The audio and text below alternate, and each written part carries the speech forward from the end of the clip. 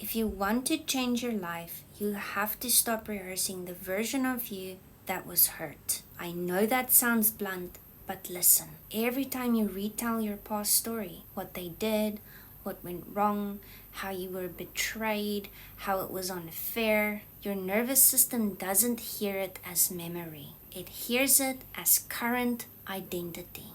And identity is what your body protects. So when you tell the story of being the one who was overlooked, your system organizes around you staying overlooked. When you tell yourself the story of being the one who was abandoned, your system scans for abandonment.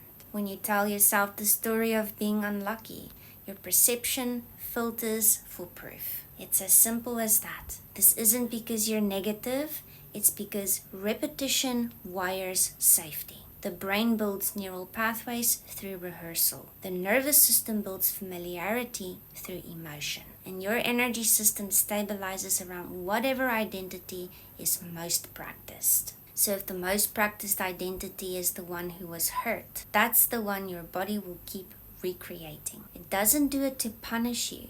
It does it to stay coherent with who you believe you are, even if you consciously say otherwise. This is why positive thinking doesn't work. Because you can say, my life is changing, but you're still emotionally rehearsing, this is what happened to me.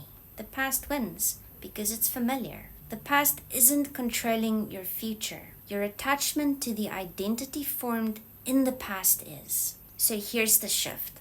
You don't need to deny what happened. You don't need to suppress it. You don't need to fake happiness. But you do need to stop building your personality around it. The moment you stop narrating the wound as your main storyline, your nervous system then has room to reorganize. Rehearse your new story of choice every time the old one comes up. Retell the story as something you have already accomplished in the past. Your brain creates what you repeatedly tell yourself and therefore embody. Now it takes consistency showing up in this new story you choose to tell yourself. And if you want a different future, you have to practice being someone new, more often than practicing explaining who you were. You don't change your life by fighting your past. You change it by outgrowing the identity that was built there. If this hit, send me a message to work with me more in depth, and I will guide you on how you can get started in doing that. This is how I literally healed 2 chronic conditions and created a complete life of freedom. We also have a live event this week